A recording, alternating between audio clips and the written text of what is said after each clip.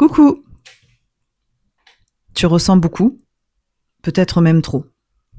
T'as parfois l'impression d'être traversé par un torrent invisible, un fleuve d'émotions que tu ne comprends pas toujours. Et tu te demandes, mais est-ce que je ressens vraiment ?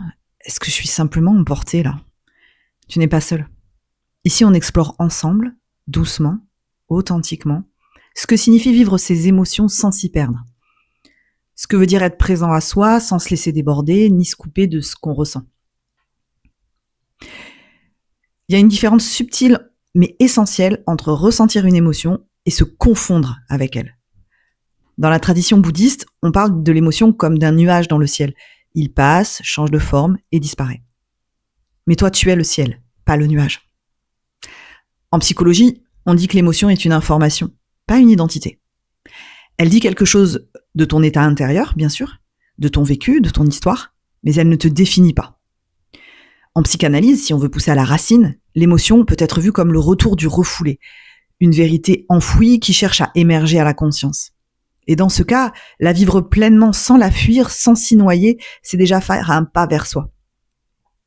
L'émotion, c'est comme l'eau, elle coule. D'ailleurs, aujourd'hui, il pleut.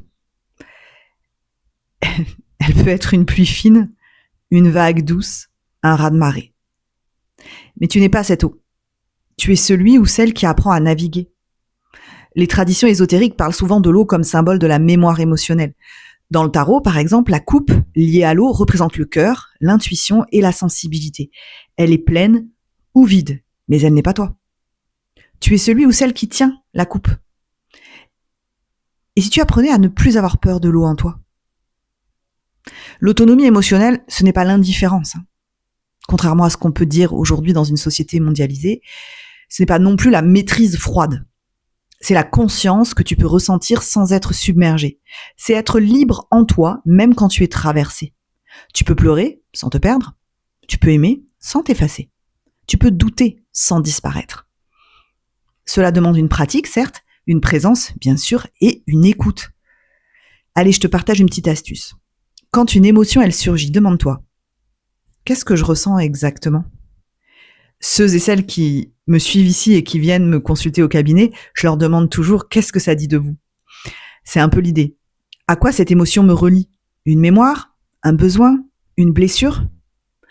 Est-ce que je peux rester là, juste là, en fait, sans juger, sans fuir ? Tu n'es pas obligé de réagir tout de suite. Parfois, il suffit de rester avec l'émotion, comme on resterait avec un enfant qui pleure. Je vais te proposer un petit exercice, j'en ai l'habitude dans ces podcasts et je trouve ça chouette. Donc je t'invite bien sûr à le pratiquer, voilà, si tu as envie. Puis si tu n'as pas envie, tu avances l'audio, la vidéo, sinon tu fais ce que tu veux. Donc cet exercice, il s'appelle la barque intérieure. Donc je vais t'inviter à t'asseoir confortablement et à fermer les yeux. Imagine-toi dans une barque légère, sur une mer intérieure. L'eau peut être calme ou agitée, peu importe.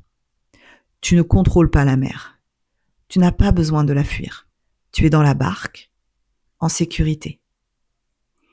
Inspire profondément. Expire lentement. Observe le mouvement de l'eau. Laisse venir les vagues, tristesse, colère, peur, ou douceur, gratitude, joie. Et répète mentalement à ton rythme. Je suis dans ma barque, je sens les vagues, mais je reste maître, maîtresse de ma direction. Je suis vivante et je reste moi. Reste là quelques minutes, puis quand tu es prêt, prête, ouvre les yeux. Merci d'avoir joué le jeu. Traverser ces émotions, c'est comme apprendre à danser avec la pluie au lieu d'attendre qu'elle passe. Ce n'est pas tes émotions, mais elles font partie de toi. Tu peux vivre avec elles sans te perdre. Et si cet épisode a résonné en toi, n'hésite pas à t'abonner à Présence en Soi. Chaque mot, chaque souffle partagé ici, c'est une vraie invitation à te rapprocher de toi-même. Tu commentes, tu partages, tu likes. Ces gestes, ils sont simples, ils nourrissent cette bulle de conscience. Et si tu ressens le besoin d'un accompagnement personnel, tu peux me contacter. Tu trouveras sur Instagram, sur mon compte c.plumedecactus. tous les liens qui sont nécessaires. Et n'oublie pas aussi que tu es celui et celle qui décide pour toi. Personne d'autre que toi ne sait ce qui est bon pour toi. Merci d'avoir été là. À bientôt dans un prochain voyage intérieur.